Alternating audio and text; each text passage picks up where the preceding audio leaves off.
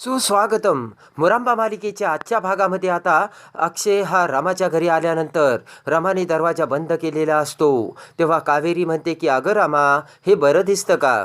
रामा म्हणते की आई ते वाट बघतील आणि जातील नंतर. तेव्हा अक्षय म्हणतो की मी जगाच्या अंतापर्यंत वाट बघत इथेच थांबेल, मी जाणार नाही रामा. तेव्हा अक्षयने आपल्याला शेवटच्या श्वासापर्यंत कशी मी तुझ्यासाठी वाट बघेन हे सांगितल्याचे रामाच्या डोळ्यासमोर येते आणि लगेच रामा हसतच दरवाजाला हात लावते. रमा रडतच म्हणते की तुमचं हे बोलणं मला अगोदर खरं वाटायचं, पण आता नाही वाटत खरं. असं म्हणत आता रमा रडू लागते. तर कावेरी म्हणते की रमा, असं करू नकोस. त्याच वेळेस इकडे आता अक्षयला सीमा फोन करते आणि विचारते काय झालं अक्षय. तेव्हा अक्षय म्हणतो की काही नाही आई, रमाच्या दाराशी मी उभा आहे. अक्षय म्हणतो की मी रमा दरवाजा उघडण्याची वाट बघतोय, कारण आता वाट बघण्याखेरीज माझ्याकडे दुसरं काही शिल्लक नाहीये आई. त्यानंतर लगेचच सीमा ही रामाच्या मोबाईलवर फोन करते. तेव्हा रडतच मावशी तो फोन रामाला देऊ लागते. तेव्हा रामा म्हणते की नको, तूच बोल. रडतच मंगला मावशी म्हणते की अगं रामा, असं काय करतेस, घे फोन. आणि लगेच मंगला मावशी ही रामाकडे फोन देते. तेव्हा रामा ही फोन उचलते. तर सीमा म्हणते की काय ग रामा, काय करतेस बाळा असं, आता तरी तू घरी ये ना. तर रडतच रामा म्हणते की आता मी घरी येणार नाही, तुम्ही यांना घरी बोलावून घ्या. तर रमा फोन कट करते. इकडे अक्षय रामाला म्हणतो की रमा ठीक आहे, नको दरवाजा उघडूस, मग मी सुद्धा येता इथेच बसून राहीन. असे म्हणत आता अक्षय हा रामाच्या दरवाजापाशी टेकून बसतो आणि रामाची दरवाजा उघडण्याची वाट बघत असतो. तेव्हा अक्षयच्या डोळ्यासमोर त्याचा आणि रेवाच्या प्रपोजचा फोटो कसा रमाने आणला आणि हे सर्व सत्य आहे का हे आपल्याला कसं विचारलं, तेव्हा हे सर्व खरं असल्याचे आपण कसे रमाला सांगितले, हे सर्व आता अक्षयच्या डोळ्यासमोर येत असते. तेव्हा रमाने सांगितलेले असते की माझ्यात आणि तुमच्यात खूप अंतर आहे. तेव्हा झोपडी आणि महल यांची बरोबरी नाही होऊ शकत, असे रमाचे बोलणे आता अक्षयला आठवते. जेव्हा रमाची दृष्टी गेलेली असते तेव्हा अक्षयने आई आजीला सांगितलेले असते की मी रमाची दृष्टी होईल आणि या कॉम्पिटिशनमध्ये रमाची साथ देईन. हे सर्व आता अक्षयच्या डोळ्यासमोर येत असते. तेव्हा रमाने सांगितलेले असते की या खेळातच काय, पण आयुष्यभर जर तुम्ही माझी दृष्टी झालात तरीसुद्धा मला आवडेल. इकडे आता ते सर्व आठवून अक्षयला डुकल्या येत असतात. तर अक्षय तसाच दरवाजापाशी झोपतो आणि रमा ही दरवाजाला टेकून आतमध्ये झोपलेली असते. दुसऱ्या दिवशी सकाळ होताच अक्षयला आणि इकडे रमाला सुद्धा जाग येते. त्यानंतर रामा पटकन दरवाजा उघडते. तर पाठ टेकून बसलेला अक्षय लगेचच तसाच रामाच्या मांडीवर पडतो. तेव्हा हसतच अक्षय म्हणतो की रमा, मला माहीत होतं की तू घराचा दरवाजा उघडशील आणि तुझ्या मनाचा देखील दरवाजा उघडशील. आणि लगेच त्याच्या मलमपट्टी केलेला हात अक्षय हा रामासमोर धरतो. तर रमा ही बाजूला जाते. त्यानंतर अक्षय हा उठून उभा राहत आतमध्ये जातो. तर रमा ही दरवाजाच्या बाहेर येते. तेव्हा अक्षय म्हणतो की रमा, असं काय करतेस. तेव्हा रमा म्हणते की इथून पुढे तुम्ही जिथे असाल तिथे मी नसेन. तेव्हा अक्षय म्हणतो की म्हणजे अजूनही तुझा राग गेलेला नाहीये तर रमा म्हणते की तो राग आता जाणार नाही आणि तुम्ही थोडंसं खाऊन घ्या.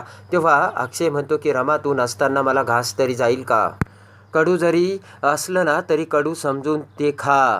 असं म्हणत आता रामा पटकन दरवाजा ही बाहेरून बंद करते आणि अक्षयला आतमध्ये कोंडून घेते. तर अक्षय म्हणतो की रमा दरवाजा उघड, हा काय बालिशपणा चाललाय. तर रमा म्हणते की बालिशपणा नाहीये हा, मला एवढं देखील चिडण्याचा हक्क असेल ना. रमा म्हणते की आजपर्यंत तुम्ही माझ्यावर छोट्या गोष्टीसाठी चिडताय, तेव्हा आज मला एवढा तरी हक्क द्या ना. रमा म्हणते की तुमची माझ्याकडे कायम अपेक्षा असायची की मी नेहमी तुम्हाला खरं खरं सांगावं, पण आज तुम्ही एवढी मोठी गोष्ट माझ्यापासून लपून ठेवली.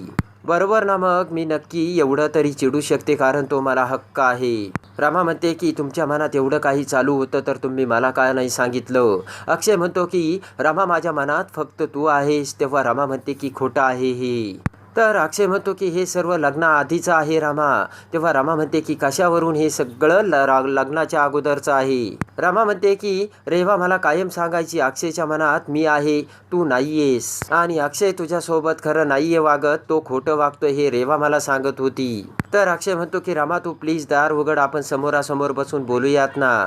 तेव्हा लगेचच कावेरी आणि मंगला मावशी पंकज सोबत इथे येतात. तर अक्षय त्यांना हात जोडत रमाला दरवाजा उघडण्यासाठी सांगतो. तर पंकज आणि मंगला मावशी रामाला म्हणतात की अगं आम्हाला बाहेर यायचंय, दरवाजा उघड ना, पण रमा दरवाजा उघडत नसते. त्यानंतर रमा ही दरवाजा उघडते तर अक्षय रमाला म्हणतो की रमा मला बोलायची संधी तर दे, एक्सप्लेन करायची मला संधी दे. तेव्हा रमा म्हणते की नाही देणार. तर अक्षय हा रमाकडे बघतो. इकडे आता मुकादमाच्या घरी सकाळ होताच सीमा ही दरवाजाकडे अक्षय आणि रमा येण्याची वाट बघत असते. तेवढ्यात आरती तिथे येते आणि म्हणते की अजून नाही आले का. तर सीमा म्हणते की नाही ना, त्यांचीच तर वाट बघते. तेव्हा आरती म्हणते की मोठ्याई मला काय वाटतंय की अक्षय भाऊजींना तिथं थांबून घेतलं असेल. सीमा म्हणते मला सुद्धा तसंच वाटतंय. तर इकडे सीमाला रात्रभर डोळा लागलेला नसतो. तेव्हा आरती म्हणते की मोठ्याई तुम्ही जरा जाऊन पडा ना. तर सीमाचे कान आणि डोळे फक्त दरवाजाकडे लागलेले असतात. इकडे रमा अक्षयला सांगते की जोपर्यंत तुम्ही इथून जात नाही तोपर्यंत मी सुद्धा आतमध्ये येणार नाही, नाही तर मी सुद्धा दुसरीकडे निघून जाईल. तेव्हा अक्षयला मोठा धक्का बसतो आणि रमा म्हणते की या घरात सुद्धा मी आता राहणार नाही, कारण या घरातल्या लोकांनी सुद्धा माझ्यासोबत हे सत्य लपवलं, त्यांना माहीत होतं. तेव्हा अक्षय म्हणतो की अगं त्या आई आहेत तुझ्या. रमा म्हणते की आई होती तर मग मला सांगायला हवं होतं आणि आता मला असं वाटतंय की माझं या जगात कोणीच नाहीये. तर रमा तेथून जाऊ लागते. तेव्हा पळतच अक्षय हा रमाचा हात धरतो आणि म्हणतो की रमा हे सर्व काय चाललंय. सकाळ झालीये आणि रात्रभर इथे कोणी झोपलेलं नाहीये. अक्षय म्हणतो की मला नाही, तू सगळ्यांनाच त्रास देतीये रमा असं करून. तर रमा म्हणते की मग नका करू माझी काळजी. तर रमा म्हणते की काय होणार आहे, फार फार तर मी मरेन ना, मरू द्या असं म्हणत आता अक्षय हा रमाला जवळ घेऊ लागतो. तर रमा अक्षयला दूर ढकलू लागते.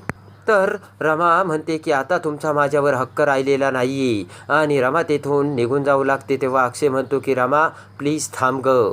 तेव्हा अक्षय म्हणतो की ठीक आहे रमा मी इथून जातो, पण तू प्लीज परत घरी ये. अक्षय म्हणतो की याचा अर्थ असा समजू नको की मी हार मानली नाहीये, फक्त तू तुझ्या हट्टापायी हे सर्व करतेस. तेव्हा अक्षय रमाला म्हणतो की प्लीज तू माघारी फिर. तर रमा म्हणते की मी जाईल माझी, तुम्ही नका काळजी करू माझी. त्यानंतर अक्षय हा रमाला आणून कावेरी आणि मंगला मावशी समोर धरतो आणि म्हणतो की प्लीज तुम्ही तुमची काळजी घ्या आणि माझ्या बायकोची सुद्धा काळजी घ्या. तर कावेरी रमाला घेऊन आतमध्ये जाऊ लागते आणि अक्षय तेथून त्याच्या घरी निघू लागतो. त्यानंतर अक्षय हा पुन्हा पाठीमागे वळून रमाला बघतो. तर रमा ही अक्षयला बघते. त्यानंतर कावेरी ही रमाला आतमध्ये घेऊन येते आणि म्हणते की रमा एवढी काळजी आणि विचार नको करूस ग, तुला झोपेची खूप गरज आहे, अशाने तू आजारी पडशील. तेव्हा रडतच रमा म्हणते की आई आता मला कुणाचंच नाही ऐकायचं, प्लीज मला थोडासा वेळ द्या. तर कावेरी कॉटवर बसत म्हणते की रमा हे बघ मी इथे बसते, तू माझ्या मांडीवर झोप. तेव्हा चिडून रमा म्हणते की आई मला नाही झोपायचं, तू झोप.